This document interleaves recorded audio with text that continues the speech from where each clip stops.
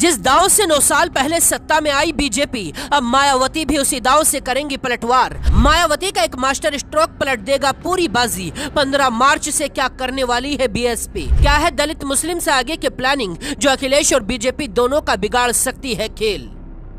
उत्तर प्रदेश की सियासत में लगातार हाशिए पर चल रही मायावती अब नए एक्शन प्लान के साथ मैदान में उतरने की तैयारी में है। 15 मार्च यानी काशीराम की जयंती से मायावती एक ऐसी शुरुआत करने वाली हैं जिस रास्ते पर चलकर बीजेपी ने केंद्र और कई राज्यों में सरकार बनाई है। अब मायावती उसी दांव से बीजेपी पर पलटवार करने की तैयारी में है। लोकसभा चुनाव में 10 महीने का वक्त बाकी है। अखिलेश यादव ने पहले ही ऐलान कर दिया है कि वो किसी बड़ी पार्टी के साथ गठबंधन नहीं करेंगे। बीजेपी यूपी की सभी 80 सीटों पर जीत का दावा कर रही है। कांग्रेस भी अपने हिस्से की सियासी जमीन की तलाश में यूपी में उतर चुकी है, लेकिन इन सबसे अलग बीएसपी है जो लगातार हर चुनाव में हार का सामना करती आई है। इस बार 2024 के लिए मायावती ने खुद कमान संभाली है। उपचुनाव हो या फिर मेयर चुनाव, मायावती खुद टिकट बंटवारे के फैसले करते दिखाई दी। अब 15 मार्च से बीएसपी एक नई शुरुआत कर रही है। जिस तरह से बूथों को मजबूत करके बीजेपी सत्ता में आई, अब बीएसपी भी उसी रास्ते पर चलने वाली है। लोकसभा चुनाव के लिए बीएसपी हर बूथ पर 5 युवाओं की कमेटी बनाएगी, जबकि हर स्तर पर बनी हुई कमेटियों में 50% युवाओं को ही तरजीह दी जाएगी।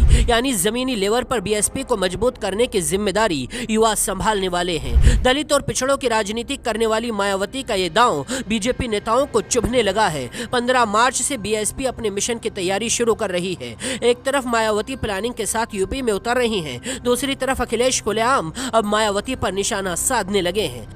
चुनाव से पहले कैसे बदनाम किया जाए, उसकी रणनीति भारतीय जनता पार्टी की थी और भारतीय जनता पार्टी बीएसपी से मिली हुई थी। बीएसपी के प्रत्याशी ऐसे तय किए गए जिससे समाजवादी पार्टी का नुकसान हो। क्या महमूदाबाद की बात ये ठीक नहीं है? क्या आपके सीतापुर शहर की बात ये ठीक नहीं है? क्या और भी विधानसभाओं की मैं आप बता सकता हूँ। इसलिए ये छापे केवल राजनीतिक हैं, केवल विपक्षी दलों को अपमानित करने के लिए, जनता में छवि खराब करने के लिए।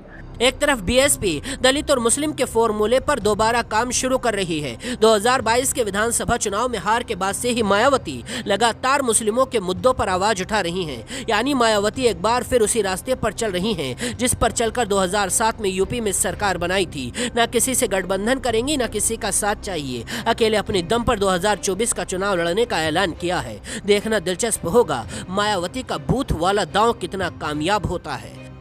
बाकी खबरों के लिए देखते रहिए जनसत्ता.com।